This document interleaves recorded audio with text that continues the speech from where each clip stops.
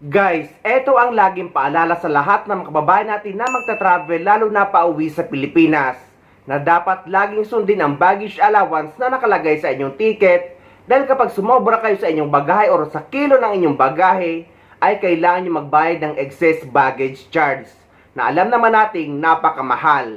Kaya ganito lagi ang senaryo sa mga airport lalo na sa mga kababayan natin.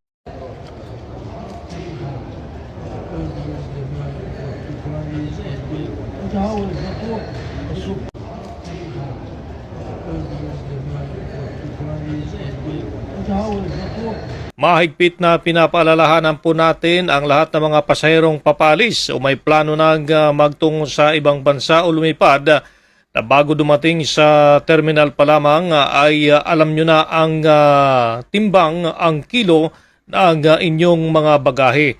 Dahil pag lumampas sa 30 kilo, ang inyong mga bagahe ay mayroon pong karampatang babayaran kapag ito po ay lumampas. So, obligado pong tanggalin ang mga mabibigat upang sumakto lamang ang requirements ng mga airlines. Sa mga nagtatanong naman kung pwede daw ba maglagay ng chocolate sa hand carry baggage, ang sagot guys ay yes, pwedeng magdala ng kahit anong chocolate sa hand carry baggage, wag lang ang Nutella or ang kahit ano pang liquid na chocolate.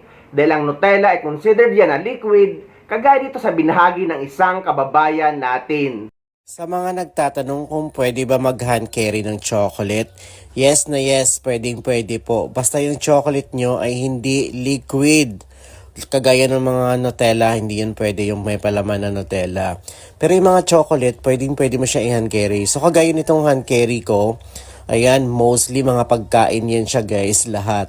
Dito mga chocolate, so yun yung hand carry ko. Tapos sa mga nagtatanong kung tinitimbang, based sa experience ko, ilang beses na akong pabalik-balik or umuwi ng Pilipinas.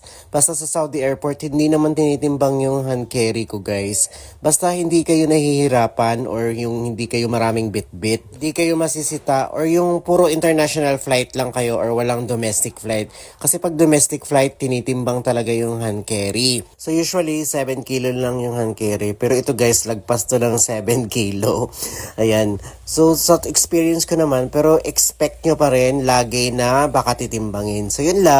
Kaya guys, paulit-ulit na natin itong pinapaalala pero napakarami pa rin sa mga kababayan natin ang mahilig magbaka sakali. At kapag naharang sa airport, sila pa ang feeling biktima. At ang pagbibigyan nyo nga niyan sa Pilipinas ay hindi naman masyadong ma-appreciate dahil nga hihingi pa rin sa inyo ng pera.